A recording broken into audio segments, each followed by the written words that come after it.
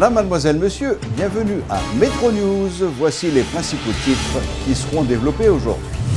De retour au pays après sa participation à la 38e réunion ordinaire des chefs d'État de la CARICOM, le président de la République a dévoilé sa stratégie en ce qui a trait à l'électrification du pays 24 heures sur 24 dans un délai de 2 ans.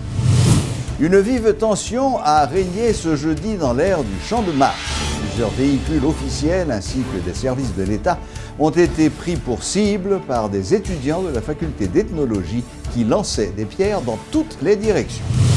Plusieurs matériels du CNE qui étaient abandonnés sur un site à Tabar seront bientôt remis en service.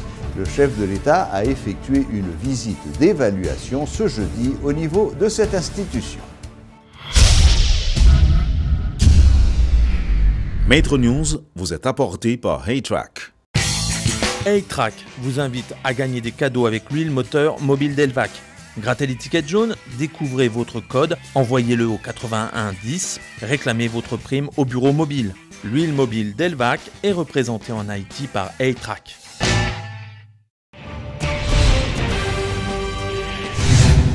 Le président de la République est de retour au pays après sa participation à la 38e réunion ordinaire des chefs d'État de la CARICOM qui s'est tenue à la Grenade. Le président de la République a une nouvelle fois réitéré sa promesse d'électrifier le pays 24 heures sur 24 d'ici 2 ans et a annoncé d'importants investissements sur le réseau électrique. Jovenel Moïse a également évoqué la fin des travaux de rénovation de Péligre à la mi-2018, ainsi que la transition du mazout vers le gaz naturel et le solaire pour les producteurs nationaux d'électricité. 24 mois, 24 sur 24. Nous avons commencé à compter jours. Aujourd'hui, nous avons travaillé, nous avons une plus grosse société sous la terre en matière de réparation de réseaux électriques. Peuple a pour nous ouvrir les oreilles, nous asseoir pour au moins pour nous tenter, pour nous comprendre. Le président nous dit, nous, qu'il bien courant dans 24 mois, 24 sur 24, c'est pour un rêve. Plus gros problème pays, il n'y a rien, nous n'avons pas de problème pour nous produire courant. Nous avons acheté courant, demain matin, si nous achetons 1000 MW de courant, nous avons acheté. Ce n'est pas le problème. C'est le problème pour distribuer courant. C'est le plus gros problème. Réseau électrique qui est dans la zone métropolitaine, ça veut dire réseau qui sortit presque côté des Acadiens pour arriver au Gad. Réseau, ça, son réseau qui était construit pour environ 300 000 personnes courant. Aujourd'hui, il y a presque 4 millions de personnes qui vivent dans l'espace. Ça veut dire qui ça? Réseau, ça, c'est ça, son réseau qui n'est pas bon encore. Son réseau pour nous reprendre. Bon bagay yo les circuits dans le réseau. Réseau ça il y a 45 circuits. Toutes 45 circuits a des réparations qui sont faites sur quelques circuits dans la zone Pétionville. Mon presque 80% là-dedans pas bon. N'a travail pour que techniciens haïtiens et techniciens étrangers mettent ensemble. Premier ça pour nous attaquer, n'a pas attaqué problème réseau ça. Pendant n'a pas attaqué problème réseau, toute l'autre civil qui hors réseau n'a commencé à mettre courant 24 sur 24 dans eux. Monsieur qui produit courant pour vendre l'État ici, nous chita déjà, yo même nous dit nous avons le droit pour produire 200 MW. Mais nous ne sommes pas d'accord pour le produire ni avec diesel, ni avec mazout. C'est au gaz naturel et au soleil pour le faire. Yo d'accord? Faut que le peuple là, j'ai l'ouvert aujourd'hui. Faut que les gens suspendent le peuple ça a menti. Aujourd'hui, nous avons un président qui l'a pour aller chercher pour nous. Qui pour comprendre les choses, qui pour venir expliquer nous. Moi, dis-nous encore, c'est pour un rêve. Travaille avec moi, pour patience avec moi, pour que dans 24 mois, Haïti, il y ait un courant 24 sur 24. Parce que moi, j'aime petit monde, dans Port-au-Prince, là où parle de blackout, c'est dans le journal de ça. Je dis, c'est là où parle de lumière, qui est dans le journal. Par ailleurs, le chef de l'État a fait le point sur sa participation au sommet de la CARICOM. Sécurité, marché commun de la Caraïbe et tourisme sont les 3 principaux thèmes qui ont été abordés lors de cette rencontre internationale. Le chef de l'État a fait remarquer qu'il a eu des rencontres en marge de cette réunion, notamment avec le représentant de la Banque caribéenne de développement. Si nous parlons de marché commun, il faut regarder qui produit que nous avons et qui échange que nous avons fait entre nous. Dans le niveau pays caraïbes, il y a un problème entre eux. Ça veut dire qu'il y a des pays qui ont des produits et l'autre pays mettait des quotas. Ça veut dire que c'est un cours qui a dit même des interdictions pour que les produits par vendent la caille l'autre là. Moi, je pense que ça, c'est des c'est un sujet qui est extrêmement important que nous travaillons sur lui. Nous-mêmes en Haïti aujourd'hui, qui gagnent une grosse possibilité. Presque 80% de plaines, c'est des plaines organiques, ça veut dire terre qui produit manger biologique que tout touriste qui vient dans les Caraïbes a besoin de consommer aujourd'hui. Nous clairs, nous dit que nous-mêmes nous intéressés pour le marché commun, il y a pile accord qui peut signer, il y a pile traité qui peut signer, mais il faut que les conditions soient claires. Pour que les Caraïbes, si nous fait un marché commun, ce sera un marché commun caraïbien. Ce n'est pas un marché commun, par exemple, si nous-mêmes ou pas produisons bien, ou à le prendre dehors, et puis à partir du marché commun, ça, vous venez vendre. Je pense que c'est bien que nous produisons, bien avec services qui produisent dans les Caraïbes là, directement, que nous sommes capables d'échanger entre nous. Et pour faire de sécurité, je parle pour que une équipe qui parle de travail entre police dans les Caraïbes là, pour qu'il y ait un échange d'informations, pour que nous ayons une plateforme technologique que nous mettons sous pied, nous travaillons pour que la plateforme soit campée, pour que entre pays Caraïbes, ils soient capables, police soient capables de travailler ensemble au plus haut niveau pour être capables d'un échange d'informations.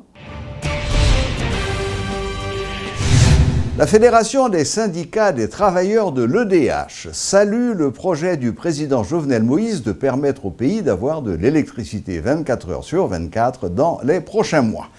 En conférence de presse ce jeudi, les membres de cette structure ont aussi félicité le directeur général de l'EDH qui entend marcher dans cette logique. Cependant, ils déplorent le fait qu'il soit mis à l'écart dans le cadre de ce projet. Suivez les explications de Félix Pierre Michel, membre de la fédération. Parce que nous-mêmes, nous pouvons effectivement projet ça, l'idée ça, tout nous en réalité. Mais cependant, il faut que depuis aujourd'hui, pour nous, en termes au niveau planification EDH, il y a des bagages qui commencent à mise en place, qui pour permettre de résoudre nous qui dans une situation extrêmement difficile, qui désire, qui permettent une planification qui fait réparation, construction au niveau réseau nous, des nouvelles centrales qui prennent coût, l'argent côté absorti, qui ça fait qui pour permettre 18 ans à 24 dans ça pour nous, toutes nos réalités. Nous t'as bravo pour l'idée ça. Au contraire. C'est possible, mais jusqu'à présent, nous pouvons avoir possibilité à prendre la parole là parce que pour qu'on gagne des études, parce que faut que tu t'accordes. Si le fait ça, si le fait nous-mêmes, nous va prendre. Parce que nous pas qu'à EDH, nous avons 28 ans, on nous s'est fait partie prenante des situations de discussion, si vous avez fait pour un projet au niveau gouvernement, au niveau direction, toutes nos réalités, comme ça, le syndicat FESTRED doit au centre des questions qui pour embrasser le projet, qui pour permettre de balle possibilité pour toutes nos réalités, pour le capable au bénéfice du peuple haïtien. Le président de la République a effectué ce jeudi 6 juillet une brève visite dans les locaux du Centre national des équipements, CNE, situé à Tabar, en vue de constater l'état d'avancement des travaux de réparation effectués sur les matériels lourds de l'institution. Le chef de l'État, qui était accompagné par le président de la commission de renforcement et de restructuration du Centre national des équipements, M. Quinton Louis, veut s'assurer que les moyens adéquats en termes de matériel et de ressources humaines sont mis à la disposition de la caravane du changement qui se trouve pour l'heure dans le Grand Sud. La problématique de la libération par la justice des bandits arrêtés par la police, 3 invités ont abordé le sujet. L'ancien ministre de l'Intérieur, Réginald Delva, déplore le manque de synergie entre les différents intervenants de la chaîne pénale qui est à l'origine, selon lui, des failles constatées dans l'édifice sécuritaire du pays. De son côté, Maître Patrick Laurent appelle l'État à définir une politique pénale en adéquation avec ses moyens et les besoins du pays. Alors que le juge Wando Saint-Villiers se dit confronté au quotidien à des problèmes liés à l'absence d'une police scientifique. Il déplore également que bon nombre de plaignants ne coopèrent pas avec la justice, ce qui explique en grande partie la remise en liberté de criminels reconnus. Nous avons une police aujourd'hui qui fonctionne tant qu'un médecin qui sans laboratoire. Si son moun y arrêté déjà, ou un fichier déjà, ou supposé qu'il empreinte déjà, ou supposé qu'il y a une photo déjà, autrement dit, spécimen ni supposé dans le laboratoire là déjà. Autrement dit, tout ce que vous avez à faire, le grand crime qui commettent, là encore plus évident pour retourner sur les lieux du crime, pour aller faire prélèvement d'empreinte, pour aller garder tout spécimen que, parce qu'il n'y a pas de crime parfait. le méchant fait toujours une œuvre qui le trompe, là toujours qui ton trace et yo well dans toute question criminalité.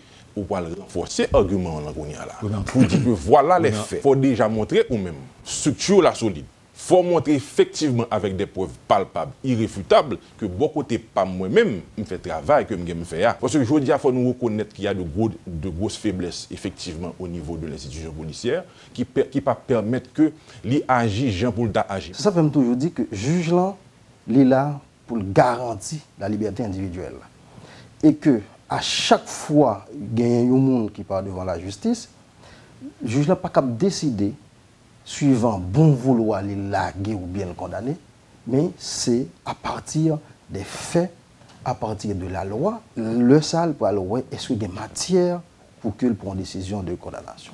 Moi-même, je suis capable de dire tout que la police a arrêté et puis la justice a condamné quand le juge qui apprécie faire estimer que gagnant fait démontrer infraction constituée les a condamnés.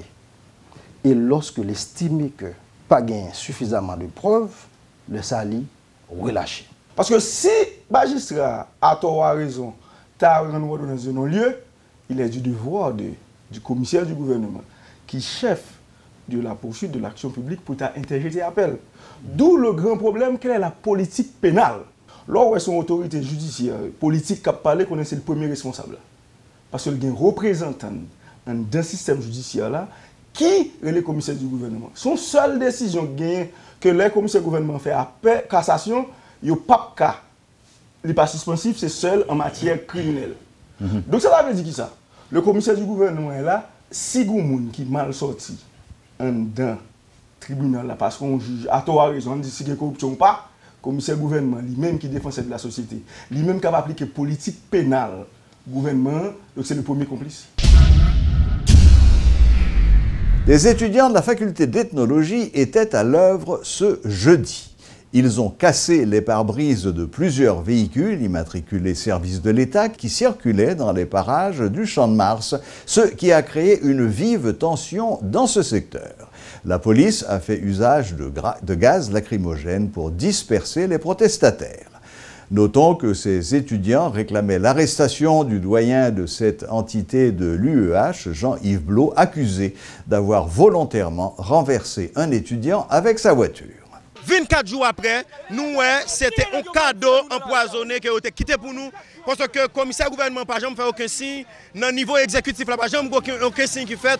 Et je dis, sous caméra la presse, sous magnétophone la presse, c'est gaz qu'on apprend, c'est balle caoutchouc, au lieu que pour t'arrêter nous, pour t'amender nous. Pour qui ça, depuis tout ce temps nous dans la rue, et on a remarqué comment la police lui-même l'a réagi brutalement. Et nous croyons que nous pas fait choix violence là. Parce que nous croyons que violence pas mené aucun côté. Depuis tout ce temps, dirigeants ont toujours croit que c'est les dirigeants à tirer roche, à bouler caoutchouc, à faire violence pour entendre. Qui donc nous pas fait choix ça. Nous a continué pacifiquement dans la rue, nous avons continué à demander au commissaire au gouvernement, tant pris souple, pas conduire nous dans voie violence, parce que ce n'est pas bon pour nous, ce n'est pas bon pour le pays. Nous tous, nous avons intérêt pour nous un pays qui marche stable. Les écoliers de plusieurs établissements scolaires situés dans la commune de Carrefour ont reçu des prix et des médailles suite à leur participation à la 75e édition du concours d'expression orale de la Future Business Leaders of America, épreuves qui se sont déroulées aux États-Unis sous le thème « Conférences et compétitions ». Suivez les précisions du directeur de l'Institution chrétienne d'Haïti, Herbert Joseph. Bon, le programme commence dès l'ouverture des classes. C'est un programme qui enseigne l'anglais. En 4 mois, l'élève doit avoir une commande compétitive. Ensuite, des notions de leadership, des notions de business, c'est-à-dire le monde commercial, le monde des affaires, et ensuite la technologie. Après cette préparation, définitivement, on part pour la compétition et les conférences organisées par l'AFBL centrale aux États-Unis chaque année. L'école doit s'inscrire et ensuite le directeur, la personne responsable de l'école, de référer 10 à 20 élèves. Nous autres, nous allons les auditionner, examiner avant de les accepter. Cette année, nous commencions avec 100 élèves et maintenant nous sommes seulement 34 à participer. Cela veut dire qu'il y a eu un processus d'élimination selon les capacités. Tout le monde est invité, il suffit de suivre le processus. Si une école est intéressée, on doit remplir l'application de l'école, nous l'acceptons, on paie un frais de participation et puis l'école est acceptée. Maintenant au directeur d'envoyer des élèves. Le nouveau gouverneur 2017-2018 du district 70-20 du Rotary International, le Dr Robert Léger, a été officiellement investi au cours d'une cérémonie solennelle qui s'est tenue à l'hôtel Marriott le samedi 1er juillet.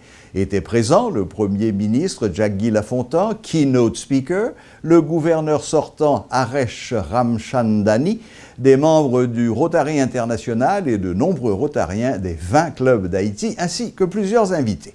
Le docteur Robert Léger est ainsi devenu le 41e gouverneur haïtien du district 70-20 qui comprend 11 îles des Caraïbes. Il place son mandat sous le thème du Rotary International, le Rotary a un impact réel et s'engage à œuvrer afin de motiver les clubs à atteindre, voire dépasser les objectifs fixés, à savoir se renforcer pour mieux servir, ce qui est son thème pour l'année. Le Premier ministre, Jack-Guy Lafontan, qui a représenté le président de la République, s'est félicité de la désignation de son compatriote et sa fierté d'être rotarien. Il faut noter que le Rotary est un club de service créé le 23 février 1905 à Chicago, aux États-Unis, par un avocat du nom de Paul Harris et compte 1 200 000 membres à travers le monde. Suivez tour à tour un extrait des discours du Premier ministre, du gouverneur sortant, le Jamaïcain Aresh Ramchandani, et du gouverneur entrant, le docteur Léger. Le Rotary nous offre la possibilité de venir en aide à ceux qui sont dans le besoin, qu'ils soient dans notre propre communauté ou à l'autre bout du monde. I want to talk to those that are here and being exposed to Rotary for the first time, of how amazing this organization really is. We're being recognized in the world. Organizations across the globe are giving us awards for the difference we're making. This year, CNBC named Rotary in the top 3 charities changing the world. Think about that.